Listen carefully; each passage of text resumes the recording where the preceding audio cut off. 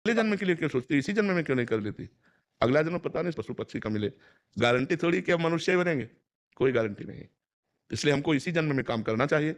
जो हमें अन्य जन्म के लिए सोच रहे, वो इसी जन्म में कर लेना चाहिए। ये तो बहुत गलत धारणा हो गई कि अगले जन्म में करेंगे। नहीं, नहीं, इसी जन्म में अभी से शुरू करो। काल करे सो आज कर, आज करे सो अब। पल में प्रलय होएगी, बहुरी करोगे कब? अभी जपो राधा, राधा, अभी जपो। नरेश उपाध्याय जी। जी, नमस्कार। राधे राधे महाराज जी।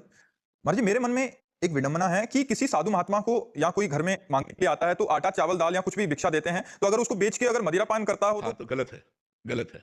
आप भी गलत फल के भागी बनेंगे।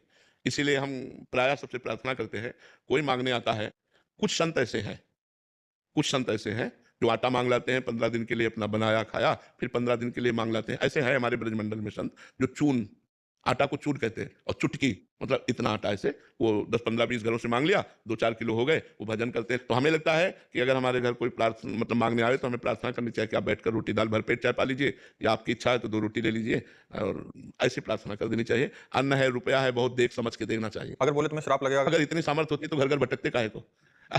श्राप और वरदान देने की सामर्थ्य होती तो दरवाजों पे भटकना नहीं होता, समझते हो? काफी सारे ऐसे हैं कि वो पैसे मांगते हैं कि 500 रुपया दे दो हमें। घोर पाखंडी होते हैं जो ऐसा कहते हैं। ये वृंदावन में दर्शन होते हैं, किसी ने एकदम से आपसे शब्द बोला, मतलब कि अगर नहीं करोगे तो ये आपके साथ कष्ट होगा, और जीवन में उसी अगले साल हमारे नया पुत्र हुआ तो उससे बहुत पीड़ा हुई, तो हम लोग को लगा कि हम नहीं, नहीं, नहीं, नहीं, ऐसा कभी नहीं, वो संयोग है।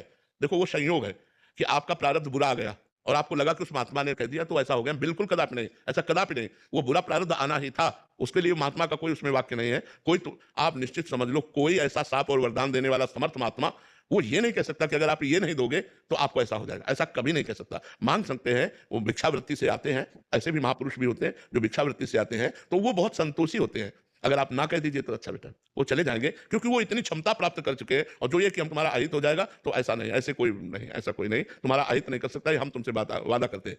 क्योंकि इतनी सामर्थ्य उसमें नहीं है कि तुम्हारा अहित कर सके। हाँ, रोटी दाल पालो आप, ठंडी लग रही है, आपके पास कपड़ा नहीं, तो लो हमारी जैकेट ले लो, पहन लो आप।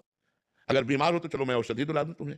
इतनी सेवा तो हम कर सकते हैं, इसके आगे रुपया हमें जहाँ देना है वहाँ बहुत होश में देना है, और ये बेच लेगा, इसको भी बहुत होश में देना है, क्योंकि वो शराब पीता है, मांस खाता है, तो उसके भागीदार हम भी तो बनते हैं ना। इसलिए दान सुपात्र को देना चाहिए।